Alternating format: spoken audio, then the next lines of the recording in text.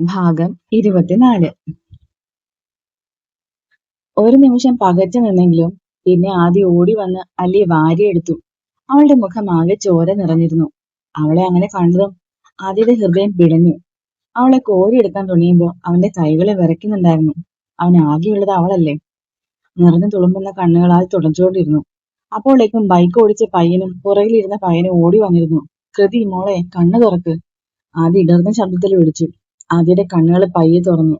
ആദ്യേട്ടാ, sorry. കൃതി, നിനക്ക് കുഴപ്പമൊന്നുമില്ല. സംസാരിക്കാൻ ശ്രമിക്കു കൃതി, ഉറങ്ങിപ്പോവല്ലേ. അല്ലിയെ അവൻ വാരി എടുത്തപ്പോഴേക്കും അവന്മാര് പുറകെ ചെന്നു. സാറേ, അറിയാതെ പറ്റിയതാണ്. ഹോസ്പിറ്റലിലേക്ക് വാടാ എന്റെ കൂടെ, ആദ്യം അവരെ നോക്കി രൂക്ഷമായി പറഞ്ഞു. അവൻ അല്ലിയെയും കൊണ്ട് കാറിലേക്ക് ഓടി. അല്ലിയെ കാറിലേക്ക് കിടത്തിയപ്പോഴേക്കും സെക്യൂരിറ്റി ഓടി വന്നിരുന്നു. സാർ, എന്തു പറ്റി? അയാൾ ചോദിച്ചു. ആക്സിഡന്റ് ആയതാ ബാബു ചേട്ടാ, ആദ്യം പറഞ്ഞു. ഞങ്ങളുടെ ബൈക്ക് ഇടിച്ചതാ ചേട്ടാ, ആ പയ്യന്മാരും പറഞ്ഞു. ഇതാരാണെന്ന് അറിയോ പിള്ളേരെ? അയാൾ ചോദിച്ചതും ആദ്യം അവരെ വിളിച്ചു. ഒന്ന് കാറിൽ കയറടാ. അവര് കാറിൽ കയറിയതും ആദ്യ വേഗം കാറെടുത്തു. ബൈക്ക് ഓടിച്ച പയ്യൻ അല്ലിയെ സങ്കടത്തോടെ നോക്കി. താൻ കാരണമാണ് അവൾക്ക് ഈ അവസ്ഥ എന്ന് ഓർക്കെ അവന്റെ കണ്ണുകൾ നിറഞ്ഞുപോയി. മോനെ ആദി, എന്താടാ പറ്റിയത്? അനിയച്ചിന്റെ ശബ്ദം കേട്ട് ആദി ഞെട്ടി ചുറ്റും നോക്കി. അച്ഛനെ കണ്ടതും അവൻ വേഗം എഴുന്നേറ്റു. ആദിയുടെ കോലം കണ്ട് അനി പോലും പകച്ചുപോയി. ഇത്ര തകർന്ന് അവർ അവനെ കണ്ടിട്ടേയില്ല. എപ്പോഴും ഗൗരവത്തോടെ നിൽക്കുന്ന അവനെ ഇത്ര തകർന്നു കണ്ടതും അനിയും വല്ലാതായി. ആദി വേഗം അനിയുടെ അടുത്തേക്ക് ചെന്നു. അച്ഛാ, കൃതി ഓക്കെയാണ്, പേടിക്കാൻ ഒന്നുമില്ല. അവൻ അനിയെ ഭയപ്പെടുത്താതെ കാര്യം പറഞ്ഞു. എന്താ പറ്റിയത് മോനെ? അയാൾ ചോദിച്ചു. വെളുപ്പിന് റോഡ് ക്രോസ് ചെയ്തപ്പോ ബൈക്ക് ഇടിച്ചതാണ് അച്ഛാ, ആദി പറഞ്ഞു. ഡോക്ടർ എന്തു പറഞ്ഞു? മോൻ കണ്ടോ അല്ലിയെ? അനി ചോദിച്ചു. കുഴപ്പമൊന്നുമില്ല അച്ഛാ, തല ഇടിച്ചാ വീണത്, അതുകൊണ്ട് ഒബ്സർവേഷനിലാണ്. നെറ്റിയിൽ വലിയൊരു മുറിവുണ്ട്, പിന്നെ കയ്യിലും കാലിലും ചെറിയ രീതിയിൽ പോറലുകളും. ഭയക്കാനൊന്നുമില്ല അച്ഛാ, ഞാൻ കയറി കണ്ടിരുന്നു. ആദ്യം അനിയെ ആശ്വസിപ്പിച്ചു. താനും ഓക്കെ അല്ലേ? അനി ചോദിച്ചു. ഇപ്പൊ ഓക്കെയാണ്, പക്ഷെ ഇന്നലെ ഇവിടെ വരെ എത്തിയത് എങ്ങനെയാന്ന് എനിക്ക് അറിയില്ല അച്ഛാ. ഡോക്ടർ വന്ന് പറഞ്ഞതിന് ശേഷമാണ് ശ്വാസം നേരെ വീണത്. താൻ വല്ലതും കഴിച്ചോ? വാ, ഞാൻ ചായ വാങ്ങിത്തരാം. വേണ്ട അച്ഛാ, അമ്മ വന്നില്ലേ? ഇല്ലടോ, അയാളോട് പറഞ്ഞിട്ടില്ല. ഇപ്പൊ ദൈവം പറഞ്ഞിട്ടുണ്ടാവും, അവൻ കൊണ്ടുവന്നോളും. തന്റെ കോള് വന്നപ്പോ ഞാൻ വേഗം പോന്നതാ, അനിയച്ചൻ പറഞ്ഞു.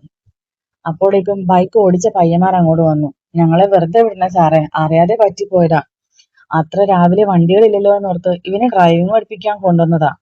അവൻ ആ ചേച്ചിയെ കണ്ട വെപ്രാളത്തില് ബ്രേക്ക് ഇടുന്നതിന് പകരം സ്പീഡിൽ ഓടിച്ചുപോയി, ആ പയ്യൻ പറഞ്ഞു. ആദ്യം മറ്റവനെ ഒന്ന് രൂക്ഷമായി നോക്കി. പക്ഷെ പാവം പിടിച്ചുള്ള അവന്റെ നിൽപ്പ് കണ്ടതും അവൻ പിന്നെ ഒന്നും പറയാൻ പോയില്ല. നിന്റെ അച്ഛനെയും അമ്മയും കൂട്ടി വന്നാ മതി, എന്നിട്ടേ ബൈക്ക് തരൂ, ആദ്യം പറഞ്ഞു. ബൈക്ക് എന്റെയാണ് സാറേ. അവന് അച്ഛനും അമ്മയും ഇല്ല സാറേ, അനാഥാലയത്തിലായിരുന്നു. ഇപ്പൊ എന്റെ കൂടെ പണിക്ക് വരെയാണ്. ആദ്യം അവനെ പിന്നെയും നോക്കിയതും അവന്റെ കണ്ണൊക്കെ നിറഞ്ഞിരുന്നു. സാറ് പോലീസിനോട് പറഞ്ഞോ? ഞാനല്ലേ ആ ചേച്ചി ഇടിച്ചിട്ടത്, എന്നെ പിടിച്ചോട്ടെ. പക്ഷെ ഇവനെ വെറുതെ വിടണം. അവന്റെ വീട്ടിൽ അച്ഛനും അമ്മയും അനിയത്തിമാരും ഒക്കെ ഉള്ളതാണ് സാറേ. ഞാൻ ജയിലിൽ കിടന്നോളാം സാറേ, ആ പയ്യൻ പറഞ്ഞു. എന്താണ് നിന്റെ പേര്? ആദ്യം ചോദിച്ചതും അവൻ ഞെട്ടി ആദ്യം നോക്കി. നന്ദു, അവൻ പറഞ്ഞു. നിന്റെയോ? രാഹുൽ. അപ്പൊ രാഹുൽ ബൈക്ക് എടുത്ത് വീട്ടിൽ പോയിക്കോ, നന്ദു ഇവിടെ നിൽക്കട്ടെ, ആദ്യം പറഞ്ഞു. അയ്യോ സാറേ, ഞാൻ പോവില്ല, രാഹുൽ കരയാറായി. എടാ, നീ പോയേ, നിന്റെ വീട്ടിൽ ഇപ്പൊ അന്വേഷിക്കുന്നുണ്ടാവും, നന്ദു അവനോട് പറഞ്ഞു. അപ്പോഴേക്കും മഹേഷ് അങ്ങോട്ടേക്ക് വന്നു. ആദ്യം കണ്ടതും അവൻ സല്യൂട്ട് ചെയ്തു. പക്ഷെ അത് കണ്ടതും നന്ദുവും രാഹുലും വിറയ്ക്കാൻ തുടങ്ങി. സാറ് പോലീസാണോ? രാഹുൽ അനിയച്ചനോട് ചോദിച്ചു. അസിസ്റ്റന്റ് പോലീസ് കമ്മീഷണർ, അനിയച്ചൻ പറഞ്ഞു. നന്ദു വേഗം രാഹുലിനോട് ഇവിടുന്ന് പൊയ്ക്കൊള്ളാൻ പറഞ്ഞു. ഭയന്നുപോയ രാഹുല് മനസ്സിലാ മനസ്സോടെ അവിടുന്ന് പോയി. ആദ്യം സംസാരം കഴിഞ്ഞ് വന്നപ്പോഴേക്കും രാഹുല് പോയിരുന്നു. നിന്റെ ഫ്രണ്ട് പോയല്ലോ, ഇവന് വേണ്ടിയാണോ നീ കുറ്റ കേൾക്കാൻ പോയത്? ആദ്യം ചോദിച്ചു. അവൻ നല്ല ഫ്രണ്ട് തന്നെയാണ് സാറേ, പക്ഷെ പ്രാരാബ്ധക്കാരനാ. എനിക്ക് പിന്നെ അങ്ങനെ ഒന്നുമില്ല. പിന്നെ അവനല്ലല്ലോ, ഞാനല്ലേ വണ്ടി ഓടിച്ചേ, എന്നെയല്ലേ ജയിലിൽ ഇടേണ്ടേ, നന്ദു പറഞ്ഞു. അതൊക്കെ പിന്നെയല്ലേ, എന്തായാലും നീ ഇവിടെ നിൽക്ക്, ബാക്കി പിന്നെ തീരുമാനിക്കാം, ആദ്യം പറഞ്ഞു. ഉച്ചയോടെയാണ് അലിയുടെ സെഡേഷൻ മാറിയത്. അപ്പോഴേക്കും അമ്മയും ബാക്കിയുള്ളവരും എത്തിയിരുന്നു. അധികം പരിക്കുകളില്ലാത്തതുകൊണ്ട് അലി ഉടനെ തന്നെ റൂമിലേക്ക് മാറ്റി. എല്ലാവരും അലിയെ പൊതിഞ്ഞു. പക്ഷെ അലിയുടെ കണ്ണുകൾ ഒരാളെ മാത്രം തേടിക്കൊണ്ടിരുന്നു. ആ ആളാവട്ടെ അവളുടെ മുന്നിലേക്ക് വന്നതേയില്ല. ആ വേദനയ്ക്കിടയിലും അലിയുടെ മുഖം ആദ്യമായിട്ടുള്ള പിണക്കം മൂലം വീർത്തുപോയി. ആദ്യ റൂമിലേക്ക് വന്നതും അലിയെ എല്ലാവരും കൂടെ പൊതിഞ്ഞിരിക്കുന്നത് കണ്ടു. അവൻ അവരുടെ അടുത്തേക്ക് പോവാതെ മാറി ഭിത്തിയിൽ ചായ നിന്നു. എല്ലാവരും അലിയെ നോക്കുന്നതും അവളോട് സംസാരിക്കുന്നതും ഒക്കെ കാണെ ആദ്യയുടെ മനസ്സിൽ ആകെ ഒരു വിങ്ങലായിരുന്നു. തന്നെക്കാള് അലിയെ സ്നേഹിക്കാൻ ഒരുപാട് ആളുകളുണ്ടെന്നത് അവന്റെ മനസ്സിൽ ഇഷ്ടക്കേടോ കുശുമ്പോ എന്താണെന്ന് മനസ്സിലാകാത്തൊരു വികാരം തോന്നി. പെട്ടെന്നാണ് നന്ദിനെ ആദിയെ കണ്ടത്. ആദി, മോൻ എപ്പോ വന്നു? നന്ദൻ ചോദിച്ചത് മറ്റുള്ളവരോടൊപ്പം അലിയും വെപ്രാളത്തോടെ ഡോറിലേക്ക് നോക്കി. അവിടെ ഭിത്തിയിൽ ചാരി നിൽക്കുന്ന ആദിയെ കണ്ട് അലിയുടെ കണ്ണുകൾ നിറഞ്ഞു. അവളുടെ മുഖം പരിഭവം കൊണ്ട് നിറഞ്ഞു. എല്ലാവരും ഉള്ളതുകൊണ്ട് ആദിക്ക് അവളുടെ അടുത്തേക്ക് ചെല്ലാനോ ആവുന്നില്ലായിരുന്നു. അല്ലിക്കും അത് മനസ്സിലായി. അല്ലി ഒന്ന് ചേർത്ത് പിടിക്കാനാവാതെ അവൻ വീർപ്പ് മുട്ടി. അല്ലി ചെറിയമ്മയെ ദയനീയമായി നോക്കിയതും ചെറിയമ്മ വേഗം എല്ലാവരെയും വിളിച്ചുകൊണ്ട് ചായ കുടിക്കാനായി പുറത്തേക്ക് പോയി. അവര് പോയിട്ടും ആദി ഭിത്തിയിൽ ചായത്താൻ നിന്നു. ദേഷ്യാണോ ആദ്യേട്ടാ എന്നോട്? അല്ലി ചോദിച്ചതേ അവൾക്ക് ഓർമ്മയുള്ളൂ. കാറ്റുപോലെ പാഞ്ഞു വന്ന് അവൻ അവളെ പൊതിഞ്ഞു പിടിച്ചു. പിന്നെ അവളുടെ മുഖം കയ്യിലെടുത്ത് ഉമ്മകൾ കൊണ്ട് മൂടി. ആ ഒരു നിമിഷം ഞാൻ ഇല്ലാതായി പോയി കൃതി, അവൻ പറഞ്ഞു. അല്ലിയുടെ കൈകളും ആദ്യെ പൊതിഞ്ഞു പിടിച്ചു. സോറി ആദ്യേട്ടാ, ഞാൻ ശ്രദ്ധിക്കാതെ ക്രോസ് ചെയ്തിട്ടല്ലേ, അവള് പറഞ്ഞു. ഇറ്റ്സ് ഓക്കെ കൃതി, ഒന്നും പറ്റിയില്ലല്ലോ, എനിക്കത് മതി. നിനക്ക് എന്തെങ്കിലും പറ്റിയിരുന്നെങ്കിൽ പിന്നെ ഈ ആദ്യ ഇല്ല കൃതി. ആദ്യയുടെ കണ്ണുകൾ നിറഞ്ഞുപോയി. അല്ലി വേഗം അവന്റെ നെഞ്ചിൽ നിന്ന് മാറി അവന്റെ മുഖം കൈകളിലെടുത്തു. സോറി, ഞാൻ കുറെ വിഷമിപ്പിച്ചല്ലേ, ഇനി ഒരിക്കലും അങ്ങനെ ഉണ്ടാവില്ല. ഞാൻ കാരണം ഈ കണ്ണുകൾ നിറയില്ല. അല്ലിയുടെ അധരങ്ങൾ ആദ്യയുടെ നെറ്റിയിൽ പതിഞ്ഞു. പിന്നെ അവന്റെ കണ്ണുകളില്, അവന്റെ കവിളിൽ, താടിയിൽ. ആദ്യയുടെ മുഖം ആകെ അല്ലി ഉമ്മ വെച്ചു. ഇന്നലെ ഞാൻ തന്നത് എനിക്ക് തിരിച്ചു വേണം കൃതി, ആദ്യ പറഞ്ഞു. ഇപ്പോഴോ? ഉം നമ്മുടെ റൂമിൽ ചെന്നിട്ട് മതി, അവൻ അല്ലിയുടെ നെറിയിൽ ചുണ്ടുകൾ ചേർത്തു.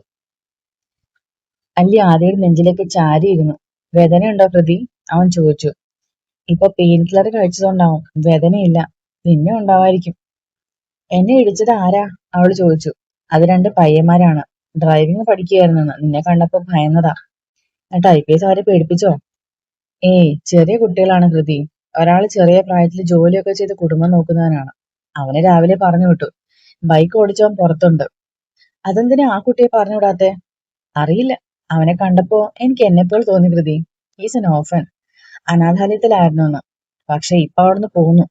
ഈ പഠിക്കേണ്ട പ്രായത്തില് ചെറിയ ജോലികൾക്ക് പോയിട്ടാണ് അവൻ ജീവിക്കുന്നത്. എന്തോ അവനെ അങ്ങനെ പറഞ്ഞേക്കാൻ തോന്നിയില്ല.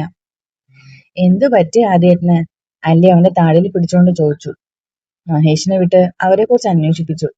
എന്നിട്ടാണ് അവനെ വിട്ടയച്ചത്.